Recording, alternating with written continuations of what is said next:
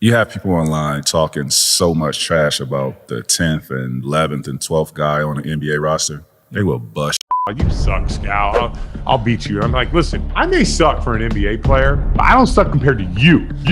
You suck compared to me. I was into showing the difference between N1 and the league. I was into that. It's like a YouTube space. I don't know, you probably kind of look down on it. Yeah, YouTube. We just train professionals. You know, we play basketball on days that we don't want to play basketball.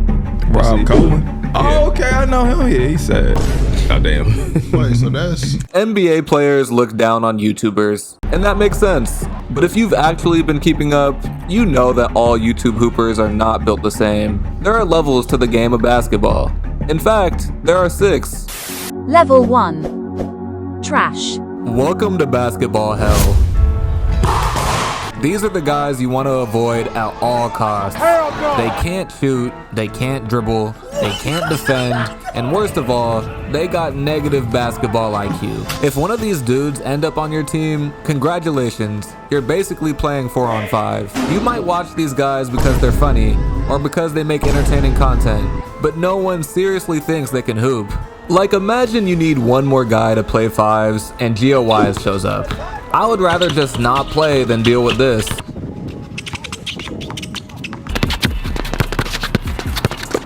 No way. Level 2. LA Fitness Role Players.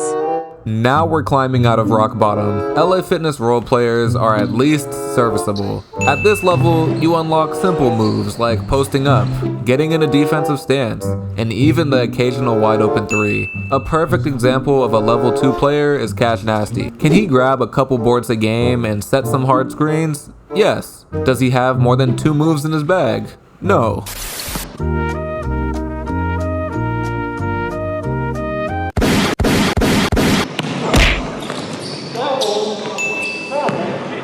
At the high end of this level, you have guys like Jesser and Ray, who probably would be taken more seriously if they dedicated themselves to the game.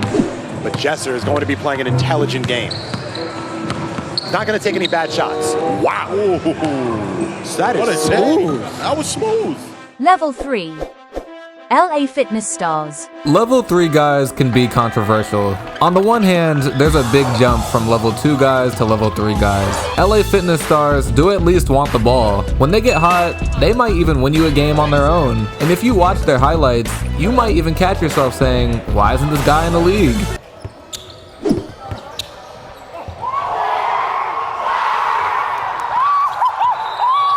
But here's the truth. LA Fitness Stars are the tank commanders of YouTube basketball. Sure, their highlights look great, but they'd only ever star on a losing team.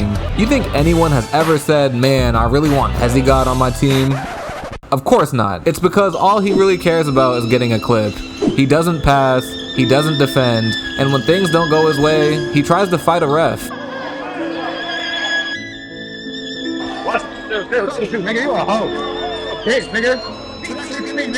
Julian Newman is just like Hezigod, but smaller and less skilled. Bro, that's the offense. On my mama, that's the offense.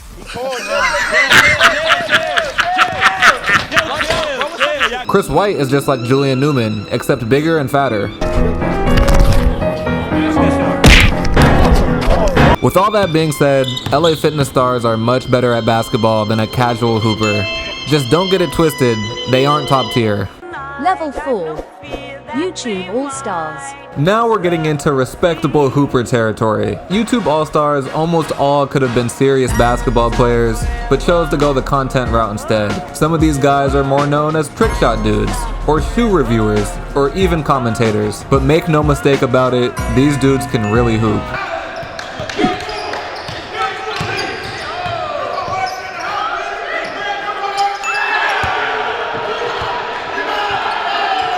Most tier 4 guys have the talent to be in one of the top 2 levels.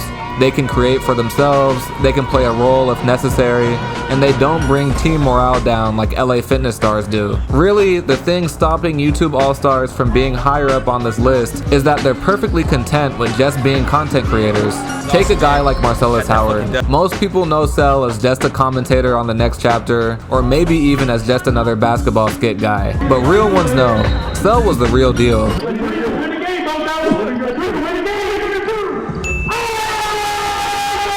However, it's no coincidence that most of these guys got their start in the early days of YouTube, back when there wasn't that much competition in the space. I'd compare YouTube basketball in 2010 to the NBA in the 60s and the 70s. While these guys are good, the game has evolved, and what made someone stand out back then simply wouldn't cut it nowadays. And of course, there's gonna be unks who argue in the comments that Devin Williams deserves to be in the top tier, just like old heads swear that Pete Maravich is the best point guard of all time. But I'm just not convinced.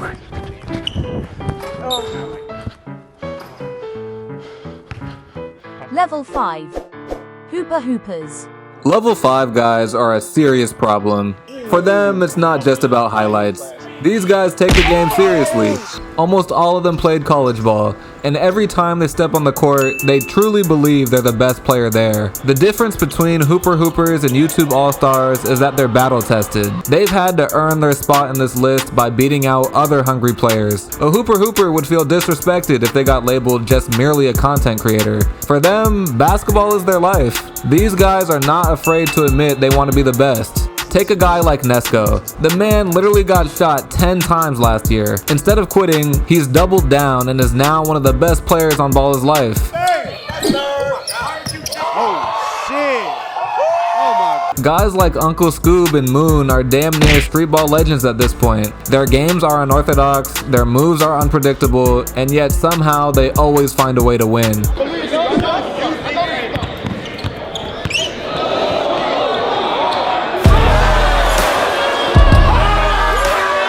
At this level, the line between YouTube Hooper and pro basketball players starts to blur. These guys have sponsorships, are constantly pushing horrific sports betting ads, and fans start opening up to the idea of paying these dudes to play. However, despite their success, these guys are not taken seriously by NBA players.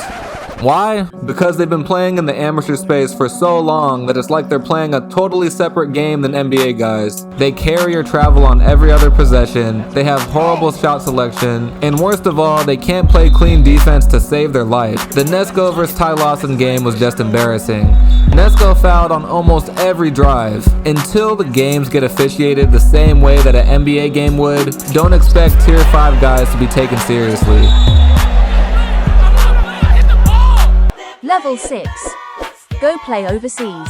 Level 6 guys have elevated beyond YouTube fame. Even people who don't follow park runs know their names. These are the players competing overseas, in leagues like the Big 3, and sometimes even catching the attention of NBA players. If you don't take them seriously, you'll end up like Denzel Valentine. A little bit, so excuse that. So I come down, get a bump, step back mid-range, bottoms. Again, this is after, some talking, and I done hit a couple shots, and now, I'm feeling myself. These players have both the skill and the physicality of real pros. They reject the label of YouTube Hooper, and they play with a constant chip on their shoulder. The face of this level is Nas, who's arguably put YouTube basketball on the map.